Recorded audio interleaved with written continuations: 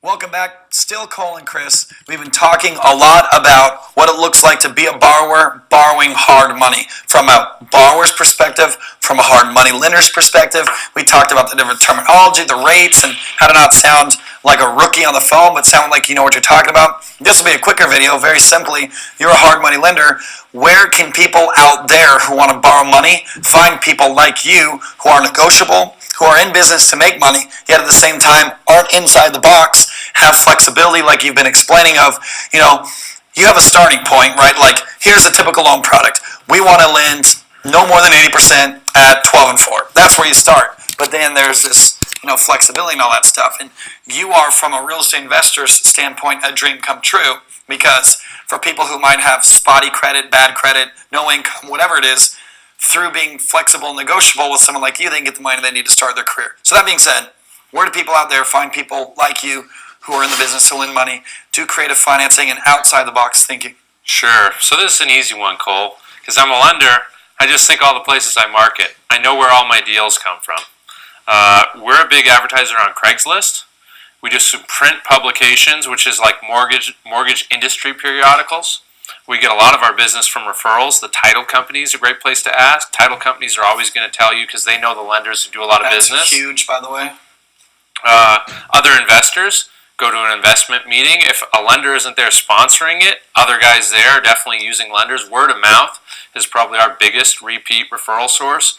We get most of our repeat business obviously from referrals, but then referrals of referrals continue to add to it. So you can get on Google. Oftentimes the lenders on Google are not going to be your local hard money lender that you want to work with. It's going to be some sort of a marketing syndication arm, because that's expensive. We do PPC marketing, but it's definitely not our strongest lead source. And you probably know PPC, that's pay-per-click, that's like Google. If you've ever searched for something on Google, there's the organic search results, but then there's the paid advertisers there. And so when someone clicks on that, you're paying per click. And so some businesses do very well for that. Sounds like that's not your big one. Yeah, it's not our biggest one. I mean, we're definitely there. We have a presence. We're at the top organically as well as paying for the PPC. We like to flood and make sure we're, a prominent choice. But if I am in a new market looking for a lender, I'm going to find out other investors and get the referrals. The referrals, it's a small community, much smaller than you'd imagine. Right. And, lenders know who the good borrowers are, and conversely, borrowers generally know who the good lenders are. And one thing you touched on very briefly is going to a local investor group or like a RIA meeting. I don't know that I've ever been to a RIA where there wasn't someone like you who owns it, or someone that works for you there representing you with cards. Because remember this, and this is something that's obvious when you think about it, the only way Chris's bank makes money is by funding deals.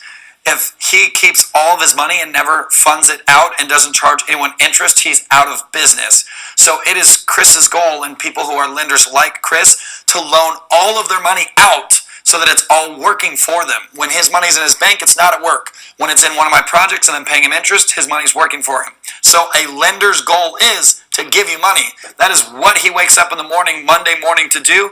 How much of my money can I give away this week? Now, he said in a previous video, he doesn't want to lose his money because then he goes out of business. So the goal of every hard money lender in the world is to try to find as many credible or reliable people to give their money to as often and as much as they can.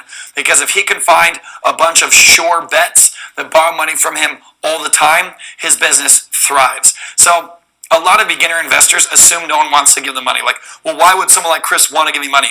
Because it's what keeps his lights on when he gives you money and charges you interest. Now, if you bring him a crap deal and don't know what you're talking about, he's going to feel like giving you his money is dangerous. So remember that. They're not just making it rain like Mayweather. Here, take it, and hopefully I get it back, right? They're underwriting you. They're looking at the deal. They're looking at the numbers. They're fact-checking you, as he said earlier. But keep in mind, this is a mindset issue.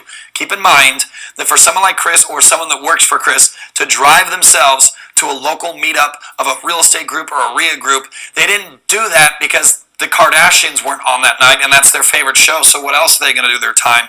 He takes time away from his wife and kids or someone in his business. He pays them to go there with the intention of finding someone like you to lend money to.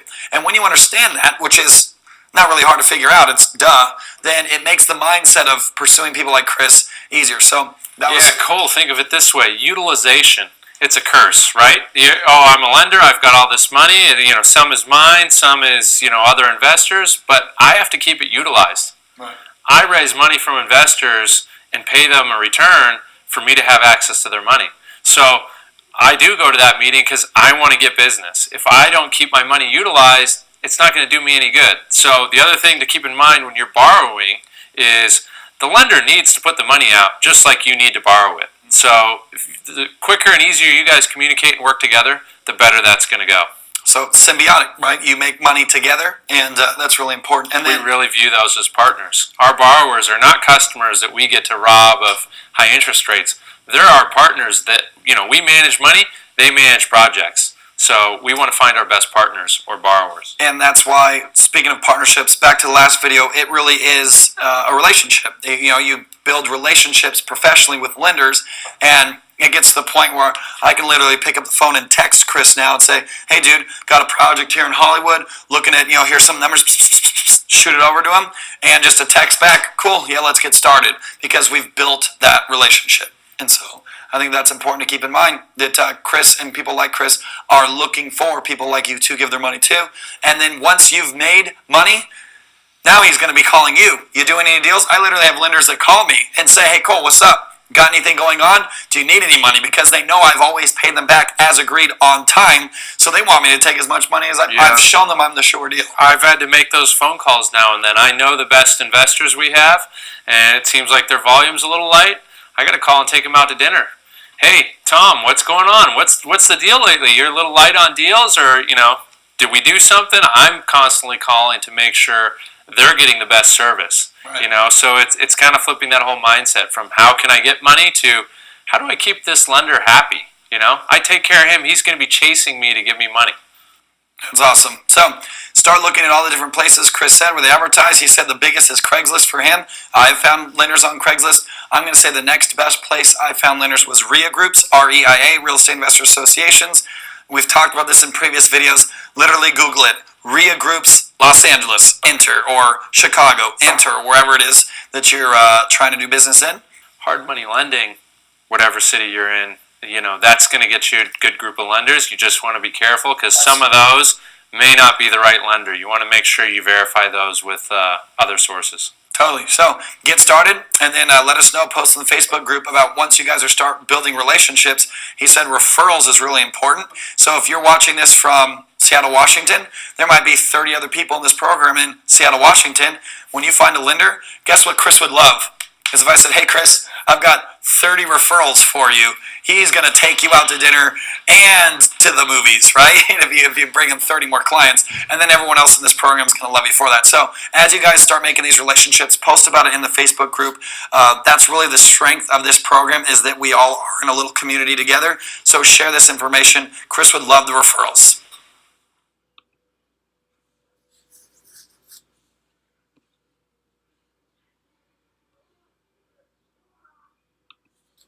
Cole and Chris again, and in just conclusion and wrapping this conversation up, it's been really awesome having you be a part of this. And if you guys have gotten value out of having a guest expert as a part of this, as opposed to me just teaching the whole time, maybe leave a comment in the Facebook group about getting more and more experts, because Chris lives in Arizona, took his own plane out here to be here today. That's his time, his money to pay for fuel and all that stuff. So this is a big thanks to him. If you want to give him a shout out, you can sure find him on Twitter or Facebook and things like that. But in closing here, do you have any closing thoughts for the viewers that just got that type of information from you? Yeah, Cole, thanks for having me out here. It means a lot to me. I've been able to watch your career grow in real estate as you've watched mine, and it's been relatively short relative to most careers, but I would have never thought, 8 short years later, I'm flying my own plane, driving a Lamborghini, having fun, living life to the fullest. One of the things that really opened my eyes here was the only true limits are the ones you accept. And that's real estate at its core. If you believe you can do it, lenders are going to give you money. You can do it. It's one of the great industries in the world. That's awesome. And one thing I'll put a little teaser out there for you is obviously he has his own bank. He has obviously given us a tremendous amount of content around lending. But if you will go back to the introduction video where I introduced him, he's also done over 3,000 total units of multifamily dwellings as well. So So that's another subject that you can talk equally as much or even more on.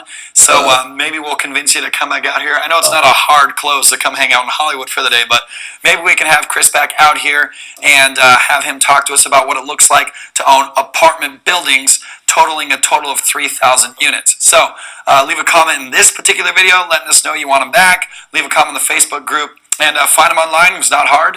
But you were saying there's a different Chris Hansen in Phoenix. Yeah, there is That's another in real Chris estate. Hansen. He doesn't have hair like I do. He's a little bit older than me. He's a realtor. I've never been a licensed realtor, but yeah, there's So if you start Googling Chris Hansen Phoenix real estate and you see a bald guy, it's not him. That's the other one. But give him a shout out. Let him know we appreciate him. Dude, it's been great having you Hey, a thanks, part of brother. this.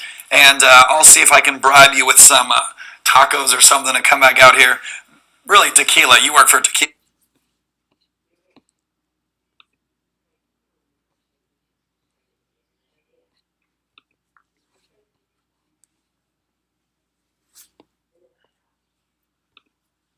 What's up, everybody? It's Cole, and I am so fired up to talk to you guys about wholesaling. Wholesaling is one of the fastest, and in my opinion, the fastest way to get paid in real estate. Now, real estate agents like to say, oh, no. You know, the fastest way is to list a house and then get paid a commission.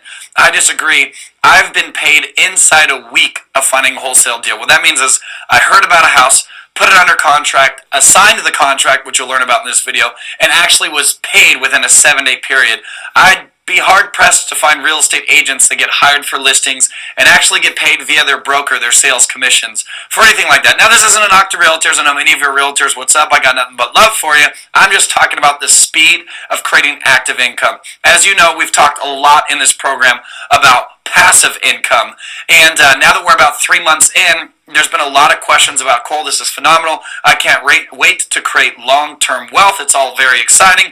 But I need active income today to start being able to not just get out of financial problems or get ahead financially, but actually have the cash flow to start investing into these rental properties. And so that's why we decided to add this second course, or the second part within this course, of creating actual active income. So if you remember earlier back, way back in the video, there are 3 types of income when it comes to real estate investing. The first type is active income. The second is passive income, and that's what we've been talking mostly about. And the last one is interest income.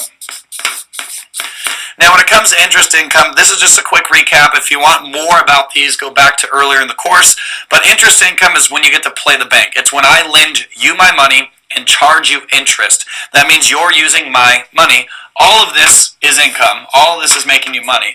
But interest income is when you're using my money, paying me back my money with an interest rate, or sometimes points. We'll talk about that, and we did talk about that in hard money, so go check out those videos. Now my money's truly working for me. I'm not thinking about the deals. I make no decisions about the deals. I just give you money. I get all my money back and profit. That's interest. Passive income is what we've been talking a whole lot about. Passive income is buying a rental property and then getting paid for life. Now that's my favorite type of income. Always has been, always will be. You know, you flip a house, you get paid once. You buy and hold a house, you get paid every single month. So I love passive income. That will always be what I lead with. That's what I believe the most in. The question then becomes to go out there and accumulate these assets to create cash flow, to create passive income. What if I don't have a high-paying job? Or what if, you know, my job's okay, but I don't have enough to go and put down on a property if I need to put any down at all? Now, we did talk about creative financing for passive income properties where you can get up to 100% financing, but if there needs to be $5, $10, or $100,000 put down towards buying a rental property, where does that come from? And obviously, that comes from active income. Now, how do you create active income? It's very simple. It's any money you earn after doing an activity. You work at McDonald's, you show up, you clock in, you do your job, you leave. You just created active income. You worked for your money. So again, this one is working for your money. These two is having your money work for you. So in big picture of where we want to be as real estate investors, this is where I want to be. I don't have to do any more work or very minimal work here. This is working for money. However, again, I don't want to to sound like a hypocrite, this is where I've spent the majority of my real estate career. As you probably know, I've been a real estate investor about 12 years now. It'll be 12 years in June of 2017 will be my 12-year anniversary. I got started in June 2005, and I have focused the majority of my career on active income. Active income is what pays the bills. It's what creates a lifestyle. So don't think that I'm knocking it. I just don't want you to think that this is the end-all, be-all, and that you're out there 85 years old trying to wholesale houses because all you've ever created was active income, and you didn't put any of it into passive or interest income. So this is a sweet spot. However, in order to get there, you got to focus on active income, or even what I like to say, massive income. That's my favorite. Not just active income, but massive income. So wholesaling, which is what we're going to talk about in the coming videos, exclusively active income. It's finding a deal, managing it, not from a rental perspective, but managing the project, managing the paperwork, managing the marketing. You're working for it. You found the deal, you negotiated it, you put it under contract, and then immediately getting out of it. And there's a couple of ways to do that, which we'll talk about, whether it's an assignment, a double escrow, double closing, or a resale. We're going to talk about all of that. You immediately get paid out. Now, what that can do for you is replace your job. It can be added on top of your job, or it can become a full-blown business. I would say, to each their own, but I won't do a wholesale deal unless it's paying me 10 grand. It's just not worth it. I don't say that to sound snooty because I'm so rich. $10,000 isn't anything to me. It's just I don't want to settle on a deal for making less than 10 when I know that there's a lot of opportunity out there where I could make 10 or greater. I will also throw this out there that depending on where you live, here in Southern California, making $10,000 on a wholesale fee is even low. You might be watching this in the middle of the country where the median price point of the houses that you are buying and living in and even flipping are anywhere from 80 to 110,000. Well, then 10,000 is a decent profit, and you might even find yourself making $5,000. As a general rule of thumb, I'm just going to say this: don't do a wholesale deal for less than 5 grand. There's just not enough margin in that for you. So $5,000 is the minimum. Now let's talk about this. I don't want to assume or guess what your current financial situation is, but I'll bet you everyone on the other side of your computer screen right now, whoever you are watching this, hello, an extra $5,000 a month wouldn't hurt. Or that's if you only did one deal a month. What if you're doing 2 or 3? An extra $10,000 to $15,000 a month wouldn't hurt. What if you followed my guideline and made sure that you had at least $10,000 worth of profit on every single deal you do? Well then, holy cow, that's $10,000 a month if you only did one a month. What if you only did one every other month? That means you'd be making $60,000 a year, 6 wholesale deals in a year, making 10 grand each. So the thing about wholesaling is it can create some active income pretty quickly. I would not suggest going to Vegas and blowing it all, or going straight to the Benzo dealership and buying that dream car with the very first profits you make. What I would suggest is to start building that passive income portfolio, and then once you've got a few rental properties and some actual assets creating cash flow, then go treat yourself to the car of your dreams. If I could turn this camera outside this wall, is the parking lot where my cars that I've always dreamed of owning get parked. But again, I've been doing this for 12 years. My first year or 2 of this business, I wanted to reinvest my money back into my business. So that's the value of wholesaling. I can't wait to teach you more.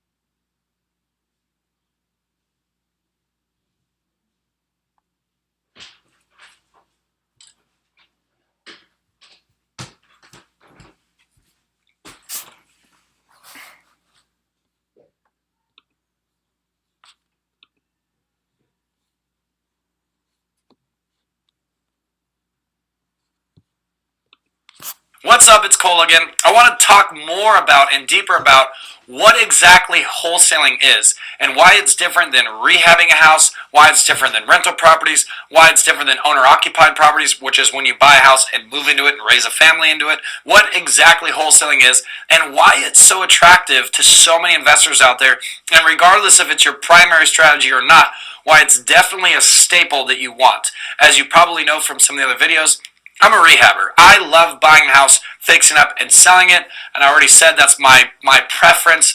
For those of you that want to be wholesalers, awesome. We both need each other. Wholesaling is way faster.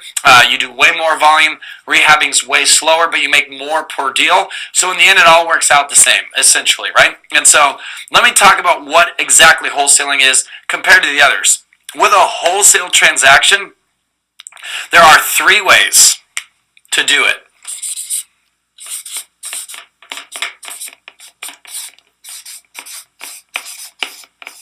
There are 3 ways to wholesale. The first is the most popular and my favorite. It's called an assignment.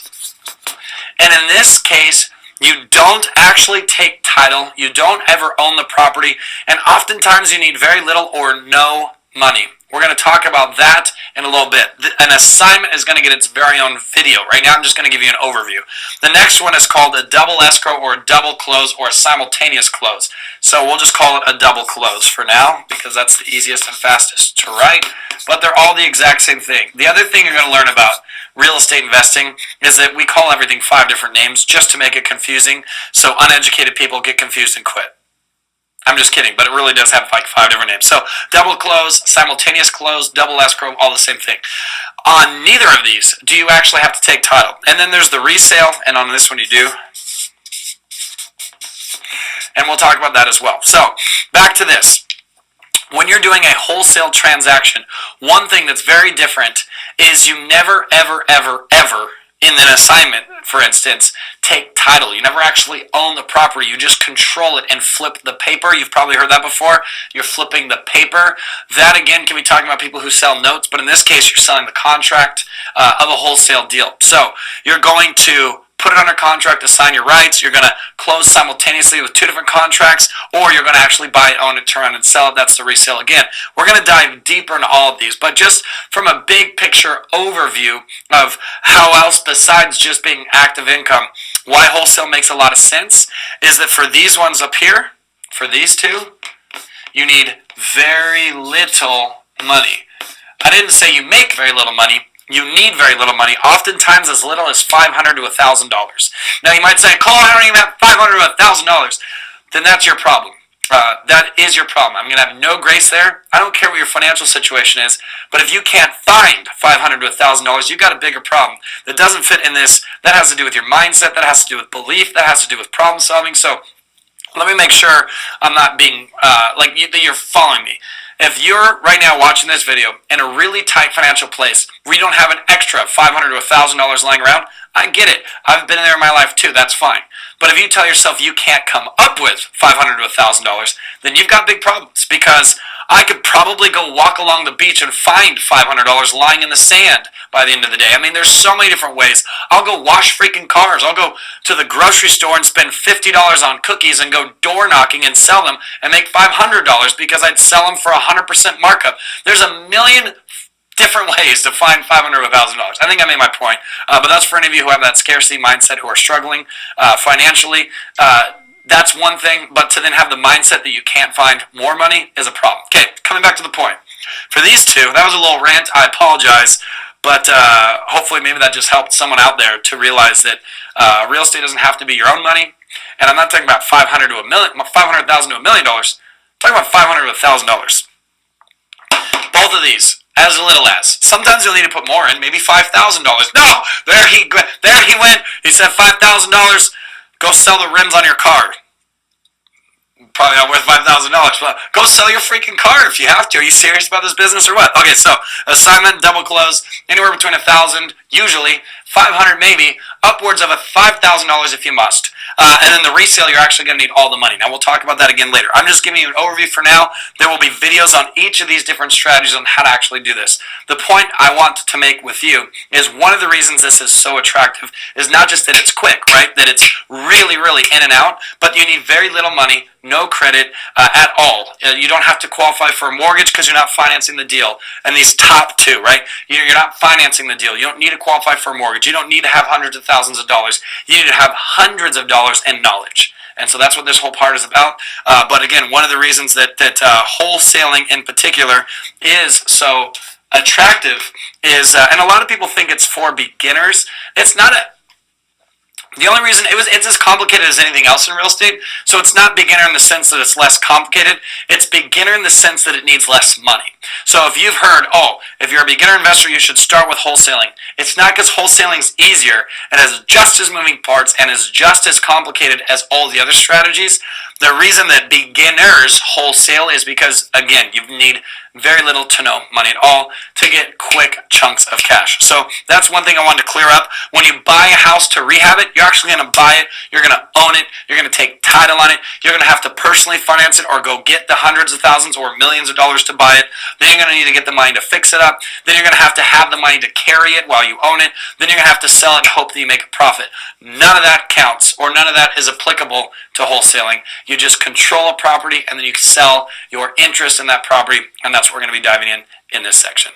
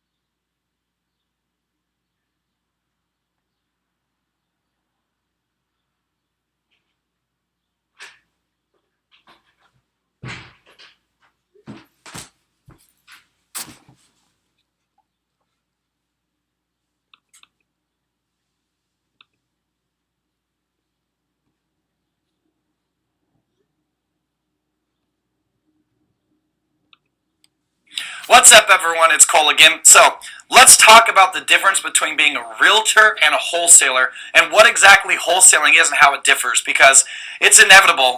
As you may or may not know, I've been all over the country teaching real estate investing. I've actually taught real estate on stage live in 43 out of the 50 states of America.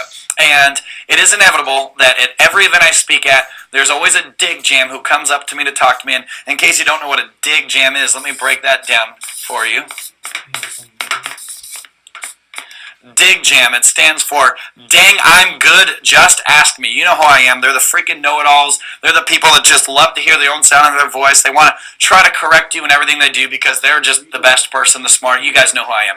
Hopefully you're not one of those people. If so, you probably just got offended and you're turning the video off. But that being said, while I'm on stage speaking to a live audience, for instance, tomorrow, actually in like 3 hours I'm hopping on a plane to teach one tomorrow here in California. And it's inevitable. There are about 260 people there. Someone's going to come up to me and say, Cole, you can't actually wholesale in the state of California. And I'll say, really, Dig Jam, why is that? And they'll be like, oh, because, it's illegal. So let me just hit that one right in the butt and explain to you why wholesaling is totally legal in 50 out of 50 states here in America, including Canada, for those of you who are Canadians. And then from the rest of you who are all over the world, you'll obviously want to check with your local real estate. We have the DRE here, Department of Real Estate, so whatever the comparable agency or whoever governs real estate activity to what the laws are or disclosures you have to make in your own area, right? But this is essentially the difference between being a realtor and a wholesaler. Real estate agents, they get paid commissions. So let me break this down, and I'm going to be very, very, very clear with my words. If a man, woman, or family decides that they want to sell their house, what they're going to do is they're going to hire a real estate agent. Now, the real estate agent doesn't work for them. They're working, well, I guess they do. They work for them, but they're not employed by them, if that makes sense. So real estate agents, realtors, they, for the most part, are self-employed. They do hang their license with a broker, and that's for liability issues, and that's just the laws and the way that it works here in America. But they're roughly self-employed, right? They've got guidelines and they work inside the box, but they don't work for a homeowner. So what the homeowner does is the homeowner signs what's called a listing agreement.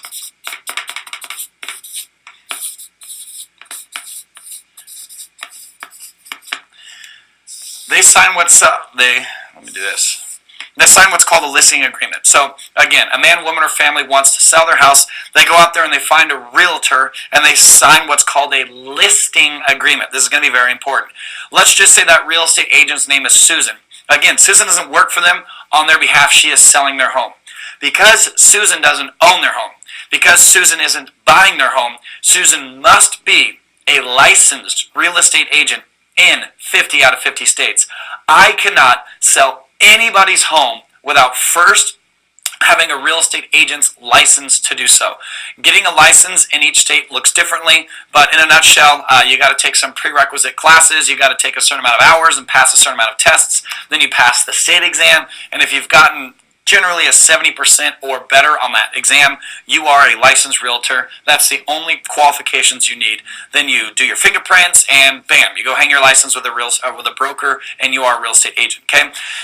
You can now go out and list other people's houses for sale for them. That's not what we want to do in this video. That's what realtors do. So let me be deliberate with my words again. Bob wants to sell his house. He hires Susan, the real estate agent. Susan now lists Bob's house for sale for him. He and Susan have no relationship other than signing a listing agreement. In the listing agreement, it's going to talk about, how much commission is Susan going to get paid. If she finds a buyer, does she get paid on both ends, right? Find the buyer and representing the seller. She'll usually have an exclusive right to sell, which means if some buyer wanders in the house and finds the home and buys Bob's house without even using Susan, she still gets paid anyway. That's how real estate agents protect themselves. So that's normal that they have an exclusive right to sell. And then how long Susan has, which is typically around 6 months. So listing agreements, for any of you who have ever listed your house and sold your homes, the real estate agent will, in that listing agreement, have the terms of your relationship. Then when the house sells, they get paid that commission, depending on where they are and what you've negotiated, anywhere from 0.5% to 3%. And if there's 2 realtors, then double that. That's typical standard houses for sale. And yes, in every single state in America and Canada, you need a license to do that. But that's not wholesaling. That's a homeowner hiring a real estate agent to list and sell their house on their behalf. Watch how it's different as soon as you become a wholesaler. You don't get paid commissions at all when you're wholesaling real estate. You get paid a profit. So as a real estate investor, you're getting profits. Now, just because I don't call it a commission, I call it a profit, does that make it legal? No, there's a whole process behind it. So check this out. It was Bob that wanted to sell his house, and he went and hired the realtor named Susan. This is what's different now. You are going to write an offer. This is super important. You're going to write or verbally make an offer on that home. So check this out. You are not going to sign a listing agreement because you need to be a real estate agent to do that. You instead are going to make an offer. Almost always that homeowner is going to, counter your offer and say, I'm going to make these numbers up. You offer $100,000. They say, whoa. I won't go any below 120. And you're like, whoa. The best I can offer is 105. And they say, the lowest I'll take is 115. And then finally you settle at 110. You shake on it. The next thing you do is sign a purchase and sale agreement.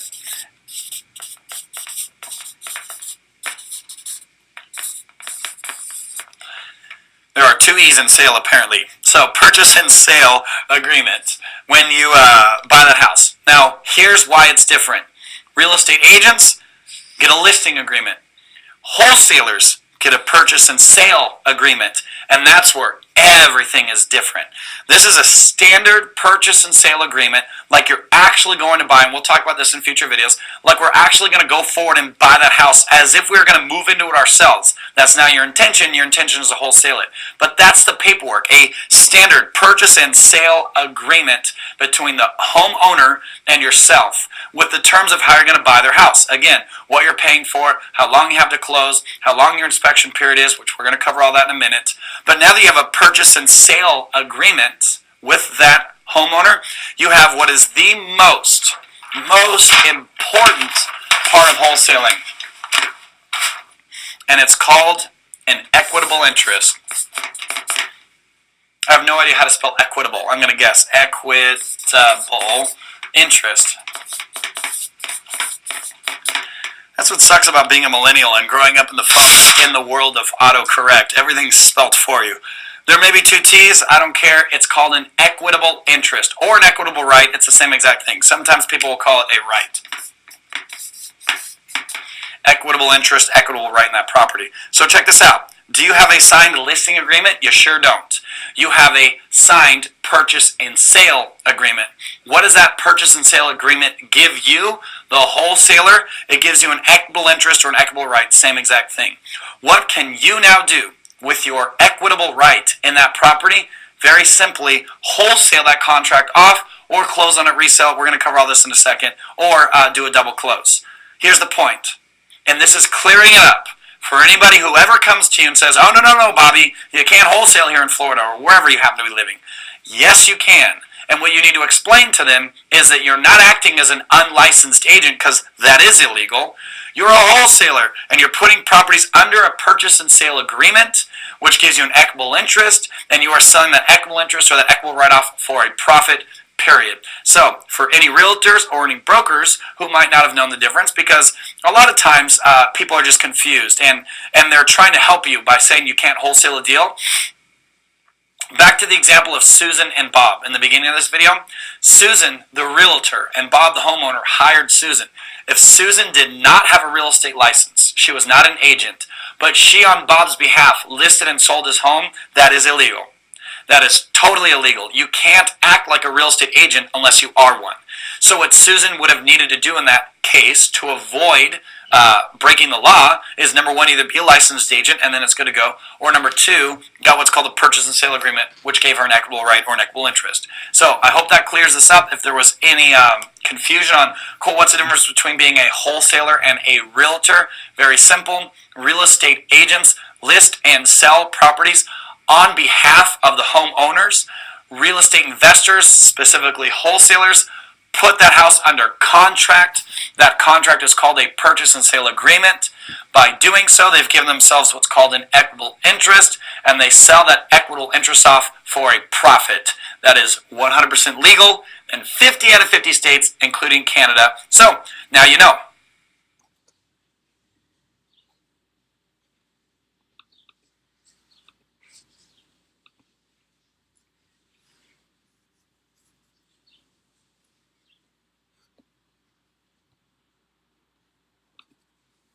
What's up? It's Cole again. I want to touch on something called carrying costs. I have a few of these questions popping up in my Snapchat or in my Facebook messages or whatever. And so carrying costs are something that will apply to every type of real estate transaction.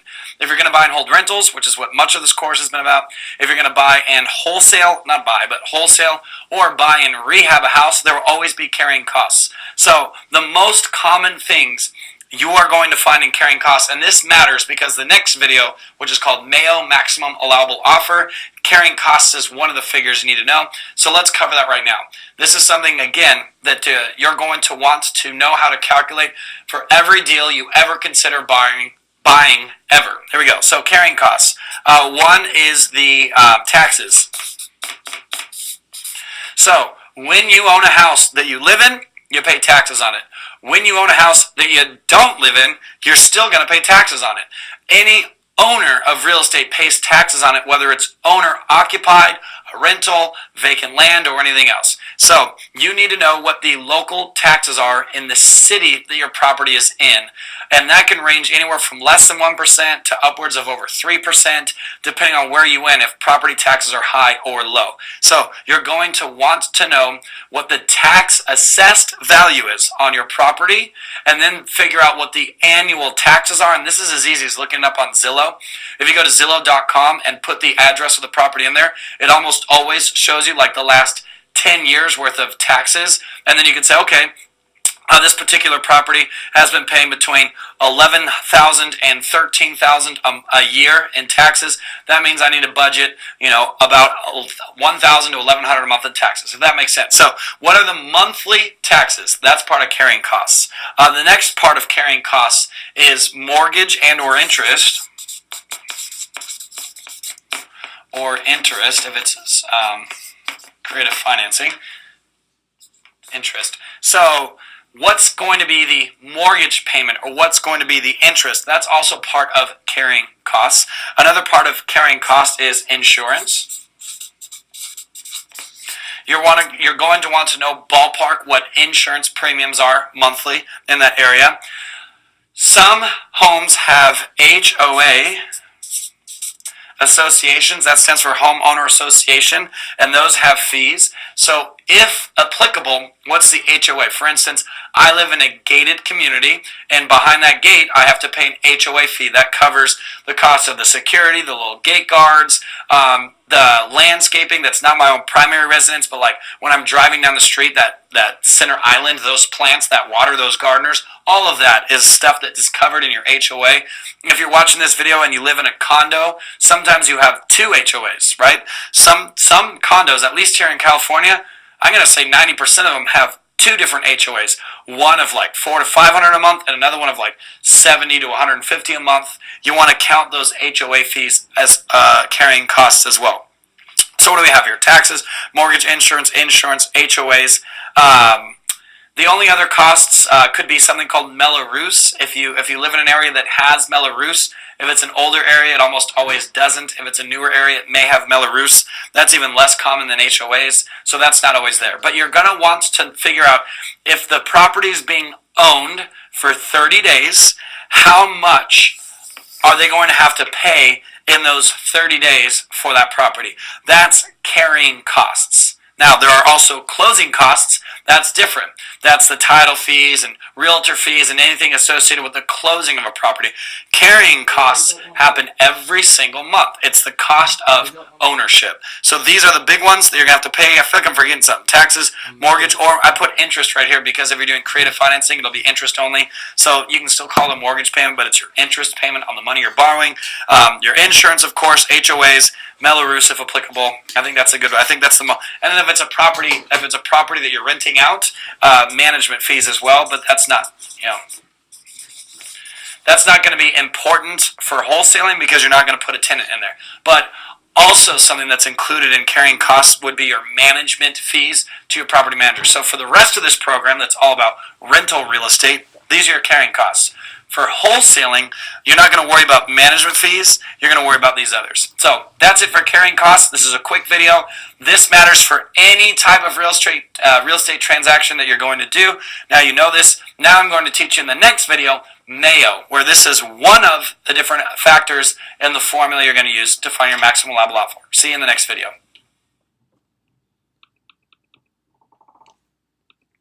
The reason why I'm doing this is because I'm recording this.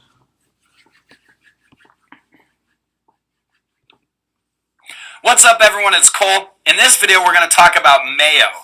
M-A-O. What Mayo stands for is maximum allowable offer. You know how much money you're going to try to net. And again, as a general rule of thumb, I don't do it unless I'm making at least $10,000. Depending on where you are in the country, I would never do a wholesale deal unless I'm making at least $5,000. Right? And, I don't want to take away. I had a buddy that just wholesaled the house for $3,500. That's $3,500. So, I wouldn't turn away good money, but for less than $5,000, I just don't get excited. It's not because I'm so rich, $5,000 isn't anything. It's just for the same amount of effort, I can just do the next deal and make $5,000 instead of $3,500. That makes sense? But, to each their own. The question then is, if you watched a couple of videos ago, and again, I encourage you to go in order. I showed you this maybe 2 or 3 videos ago, depending on how this is edited. We saw a house that we knew the after repair value was going to be $810, $830, and again, if you missed this video, go watch it. So we then calculated how much it was going to cost the rehabber to fix it up and the carrying cost, which then brought us to, hey, the most they're going to pay us is $600,000. So you knew the highest you could wholesale and have an investor, jump right on it was $600,000. So every dollar below that is a dollar you earn. So could you get it to $595, make a quick $5,000, $580, make $20, $550, make $50? Well, let's say your realistic target, that's a little bit aggressive, right? $550 on a 8-something house, but let's just say $580. You know what? Somebody probably would accept $580,000. Are you going to go out there and offer them $580,000? No. If that's what you actually want, you've got to offer below that because it's negotiating. We as human beings love negotiating. I just bought my wife a new Escalade, and literally, within a few minutes, negotiated the price to what I wanted to pay. I didn't think he would go that easily, and I wasn't done negotiating. I was enjoying myself. So even though I had the price I wanted, I made the dude throw in some floor mats, right? Poor guy. And for those of you that are auto salesmen, sorry about it, but we're all people. We love this, and negotiating's fun. So literally, the price of the car was here. I got him right where I wanted, and I was like, I'm still not happy, even though I was. And I was like, my wife needs some upgraded floor mats. We got girls, our kids, everything, a dog, right? So throw in some floor mats, you got yourself a deal. Okay, that has nothing to do with real estate. The point is, if you're hoping to be at $580, so you can make a quick $20,000 and sell it to a rehabber for $600, or wholesale it to a rehabber for $600, then how much should you offer? Not what are you going to accept. How much should you offer? And that's a simple math formula, again, called MAYO, Maximum Allowable Offer. So here we go. Let's do this together. The first thing you need to know is what the ARV is. And if you're skipping around, stop it. ARV stands for, you tell me, after repair value. And I'm going to make up a new number. Keep the math simple. Let's just say that it's, I don't know. Let's just say that it's a $200,000 house. Okay. It's a $200,000 house. That's what it's worth once it's all gorgeous and fixed up. That's the after repair value, okay? That's not what you're buying it for. That's what it's worth once it's gorgeous. So the first thing that I do to determine MAYO is I offer 70% of that number. Excuse me, I do not offer. I start at 70%. So we'll just say my wholesale discount, we'll just call it WD, my wholesale discount of 0.7% equals, so let's do this math together, that's 0.7%. Again, multiply 200,000 times 0.7, and you're going to get, what is that? 60,000, that's 140. So that's a $60,000 discount right there, okay? That's a $60,000 discount right there. The next thing I'm going to need to know is the repair cost. How much are the repairs on this home? And in this example, let's just say the repairs are $10,000. Let's just keep it simple. This is a quick, simple rehab of $10,000, okay? These are all subtraction, by the way, from this $200,000 price. So the house is worth $200,000 after it's fixed up. Subtract $60,000 because of your discount. Is that done correctly, by the way? I'm doing this in my head, right? So 7% of $100,000 is $30,000, 70%, excuse me. So yeah, $60,000, cool. And then the repairs is $10,000. Probably should have worked out the math beforehand, but I'm doing it in real time like this is a real deal, okay? So now we've got $200,000 minus 60 minus 10. The next thing you need to calculate is carrying cost. Carrying cost. And if you're skipping around, again, stop it. We just got done shooting a video on carrying costs. That's your taxes, your mortgage, your insurance, your HOA, if applicable, etc.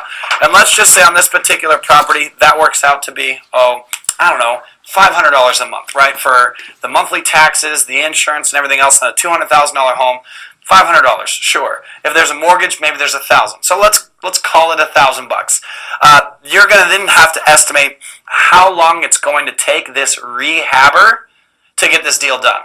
So I would estimate on a small $200,000 house that needs only $10,000 worth of repairs, from the day the rehabber buys it from you to the day the rehabber sells it, they should be able to do that in about 90 days. So that's my carrying cost of $1,000 a month. Again, whoa, Cole, where'd you get the 1,000? I'm making it up that my taxes, my insurance, and all of that equals 1,000 a month times 3 months. That's $3,000. So that's another subtraction of $3,000. So Mayo equals, I would have done a capital A. Hang on. There you go. It's a fancy A. Mayo equals 200,000 minus 60 is 140, minus 10 is 130, minus 3 is $127,000. I'd round it off to a nice, well, let's just keep the math. $127,000 would be where I'd start my offer. So maybe just to round it off, I'd start at 125. Okay? Now they're going to come back at one who knows what. And I'm going to stay firm down there. I can come up a little bit, but remember this as a wholesaler. Every dollar you go up, the other rehabber is going to lose. This is essentially the rehabber's profit right here. This is essentially the rehabber's profit. And yours, by the way. So you're going to make the minority share of the $60,000. They're going to make the majority. How much does that rehabber need to make? How much do you want to make? Let's just say you're like, you know what, the rehabber needs to make at least $30,000 on this $200,000 home. Follow this. It's going to be a lot of numbers, but this is going to be one of the most important lessons of this whole section. Watch. This $60,000 is all the profit on the deal. That's repair costs, that's carrying costs, and then that's your maximum allowable offer. So this is the profit. That discount right here, I should have called it instead of WD for wholesale discount, your profit. Yours and the rehabber's profit. If they're going to buy a house from you for $150 and then put 10 into it, being it for $160, they're going to want to net at least, like I said, $30,000 to $40,000 on a $200,000 house. Let's call it 30 and be real conservative. That means out of the $60,000 profit, there's only 30 left. That's your profit, their closing costs, and whatever negotiations goes on. If they accepted your offer at 127, you're going to kick yourself because it should have offered lower. But if they accepted it there, then you have the true 30. What if the lowest they'll go is 135,000? Then guess what that does? That takes this profit down $13,000. So now you're already at 47,000. You know your rehabber is going to want to make 35 plus their closing costs. That means you'd only make about 5,000 to 8,000 on a wholesale deal. I'd still do it. So I know I'm going quickly. Maybe if there's confusion on this, I'll be happy to shoot more videos. For the sake of the math, it's pretty straightforward. I'll recap everything right now.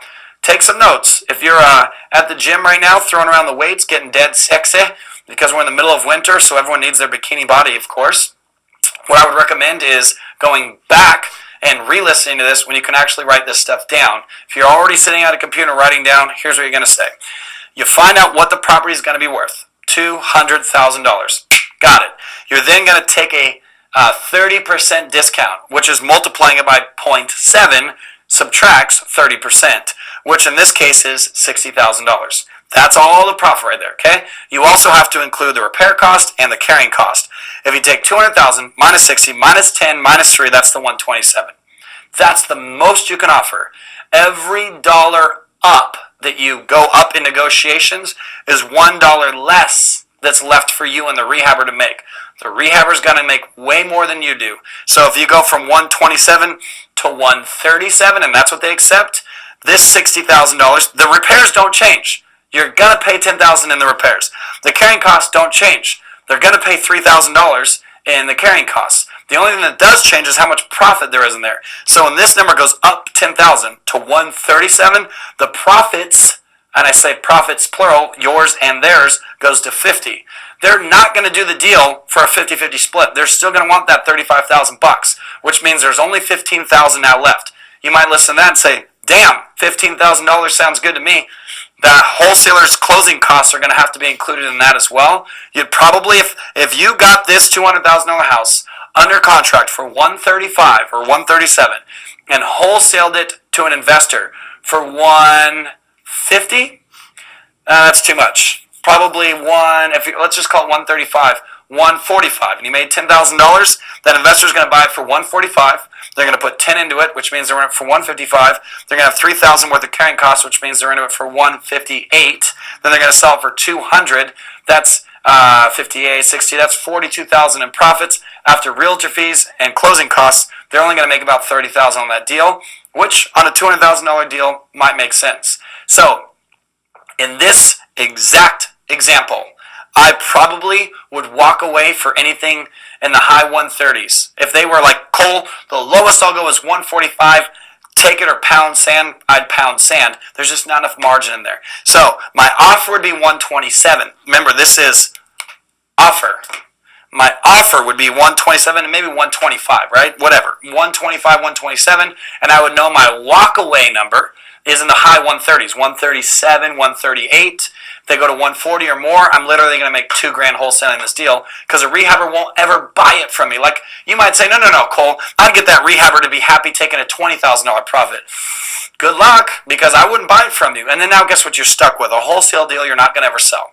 So you got to make sure that that wholesaler is getting a nice juicy, or the rehabber is getting a nice juicy profit, because they're the ones taking all the risk. They're the ones coming up with the what is it? 10,000 worth of repairs, 3,000 worth of carrying costs, and the 145, 150, whatever it is that you wholesale it to them for. They should make more. Okay, so this is male maximum allowable offer, ARV. Take away 30%. Take away the repairs, take away the carrying costs. That's the most you can offer, and every dollar you go up comes out of your pocket, so try to keep it as close to that number as you can. That is male, and that's how you guys can start making offers. As a matter of fact, I'd go start making offers right now.